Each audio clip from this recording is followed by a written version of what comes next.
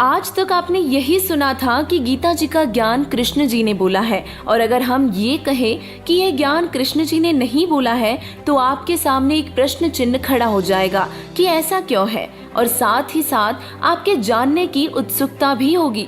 दर्शकों, महाभारत के युद्ध स्थल के बीच में गीता जी का ज्ञान कृष्ण जी के मुख से बोला जा रहा था, लेकिन अगर हम कहें कि कृष्ण जी ने नहीं बोला तो यह आपको सबसे बड़ा झूठ लगेगा। लेकिन यह सत्य है कि गीता जी का ज्ञान कृष्ण जी ने नहीं बल्कि काल भगवान ने बोला है, जिसे शास्त्रों में ब्रह्म कहा गया है। इस सत्य को हम इस प्रकार भी समझ सकते हैं कि जैसे किसी व्यक्ति के शरीर में प्रेतात्मा आकर कुछ बोलती है, इसमें बोल तो प्रेतात्मा रही है, लेकिन हम समझते हैं कि यह बातें वह व्यक्ति बोल रहा हो।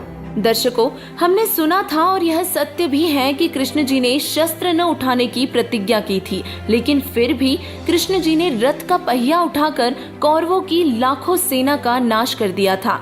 ऐसा क्यों? अब केवल इतनी सी बातों से हम सत्य स्वीकार नहीं कर सकते जब तक इसका पक्का प्रमाण नहीं मिल जाता। पवित्र गीता जी के ज्ञान को उस समय बोला गया था जब महाभारत का युद्ध होने जा रहा था।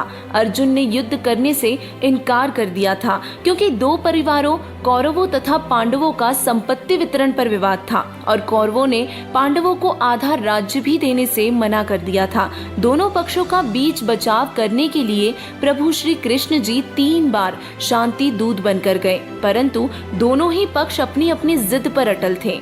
यही बात गीता जी में भी लिखी है कि अर्जुन, मैंने ये विराट स्वरूप तेरे अलावा पहले किसी को नहीं दिखाया।